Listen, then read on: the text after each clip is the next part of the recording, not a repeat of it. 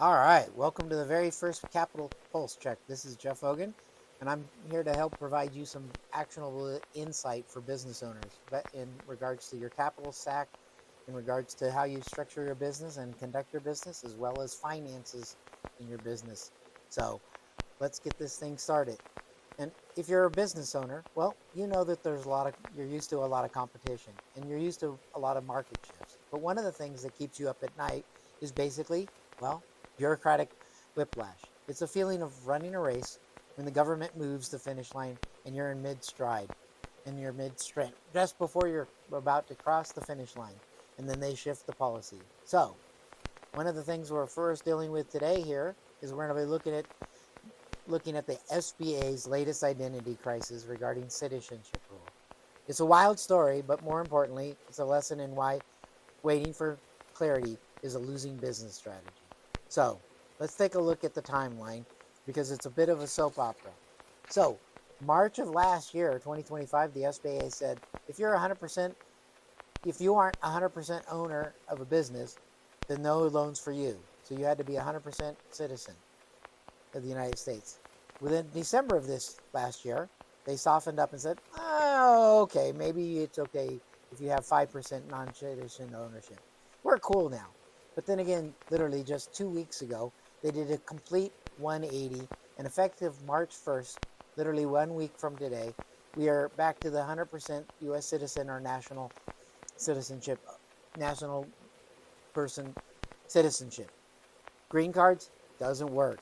Legal permanent resident aliens doesn't work. Any kind of a visa, even if you own a business here, SBA is not going to do it. It has to be 100% US citizenship ownership. So starting next month, it's going to be a new application. So now, why does this matter to you?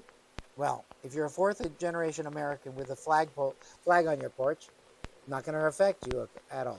But because it's a symptom of the microeconomic pulse, we're seeing a tightening of the American perimeter, where it's trade, capital, lending, and the globalist era of the 2010s is being replaced by Fortress America mentality. So you need to be a U.S. citizen as of March 1st this year. The SBA isn't being difficult. They are following a broader economic trend of de-risking and narrowing the gate and making sure that we can keep those funds in the United States.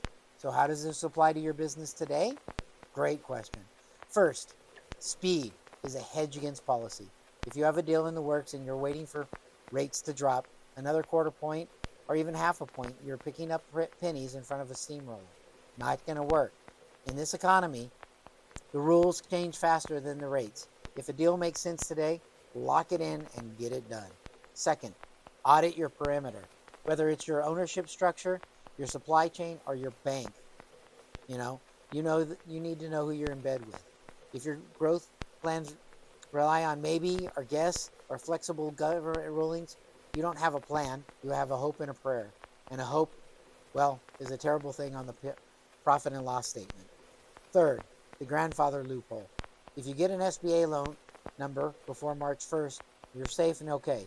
You're grandfathered in. That's the intellectual takeaway. However, in a shifting economy, being first isn't always just an advantage. It's insurance to be able to ensure your business can continue operations.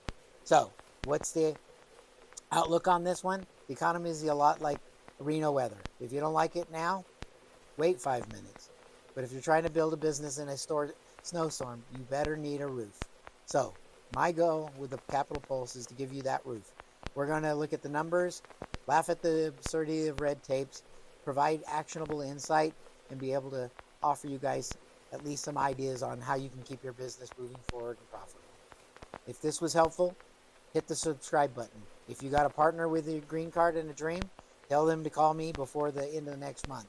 Literally, the end of next week. I'm Jeff Hogan. Keep your finger on the pulse, and I'll see you tomorrow.